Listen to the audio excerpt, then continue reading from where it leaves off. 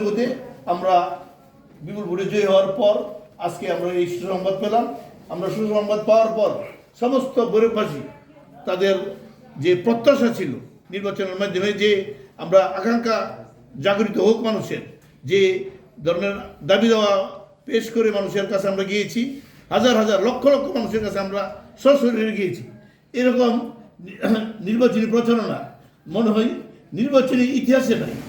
প্রতিটা ভোটারের কাছে একটা বিপ্লবী দেওয়া, এটা একটা ইতিহাস হয়ে থাকবে।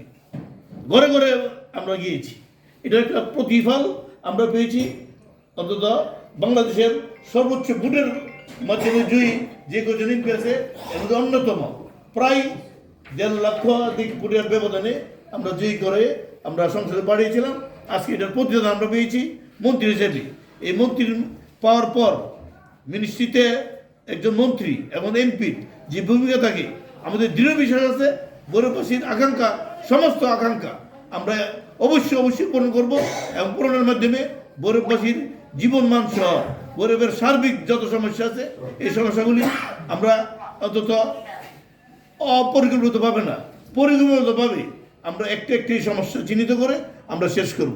তাই আমরা যাতে সকল সমস্যার সমাধান করতে পারি, এই জন্য সবচেয়ে ভালো ভূমিকা রাখতে পারে সাংবাদিক সমাজ।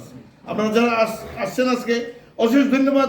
আজকের এই সুদিনে, আজকের এই আনন্দময় দিনে আপনাদেরকে সাথে নিয়ে আমরা গরিবের শিক্ষা, সংস্কৃতি, সাহিত্য সহ খেলাধুলা সহ আমরা সার্বিক উন্নয়নে আমাদের আলম সাহেব যাতে ভূমিকা রাখতে পারে, আমরা একটা লিখিত আমাদের পরিকল্পনা সাজাইব। এই সাজানোর পরে যদি কোনো শর্ট থাকে আপনাদের মতামত নিয়ে আমরা এই কাজগুলি করব।